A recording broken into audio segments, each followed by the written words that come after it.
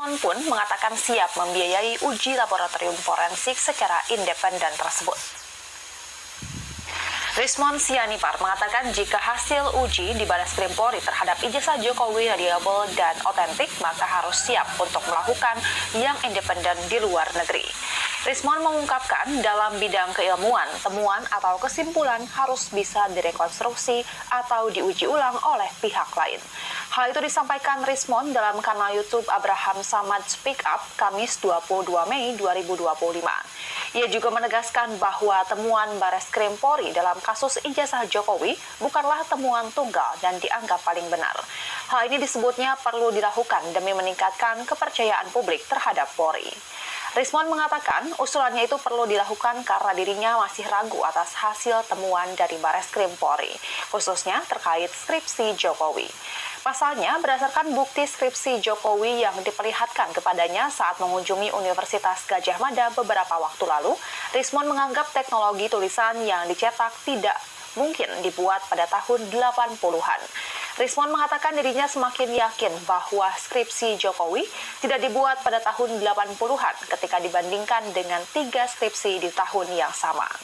Ia meyakini skripsi Jokowi dibuat pada tahun 2004 ketika perusahaan software Microsoft meluncurkan Windows XP. Selain itu, Rismon juga mempertanyakan kesimpulan Bareskrim Polri bahwa skripsi Jokowi dicetak dengan teknik handpress. Rismon meragukan terkait kesimpulan tersebut karena ketikan tanda titik dalam skripsi Jokowi dianggapnya terlalu rapi untuk ukuran teknologi pada tahun 1980-an.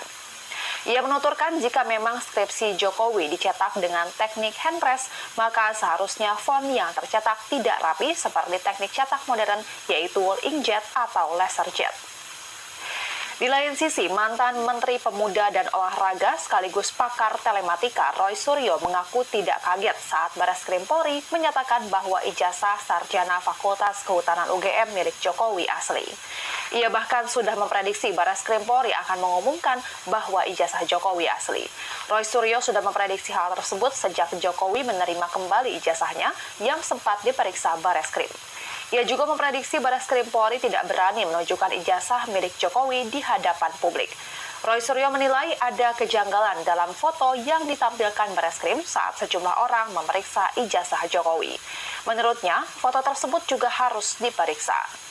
Menurut Roy Suryo, Bareskrim seharusnya mengumumkan secara detail terkait dengan ijazah Jokowi, mulai dari ijazah pembanding hingga jenis tinta yang digunakan.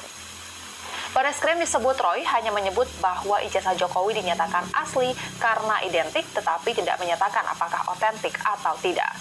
Perjuangan Roy Suryo untuk membuktikan ijazah Jokowi asli atau tidak belum berhenti meski Bareskrim sudah menyatakan itu asli.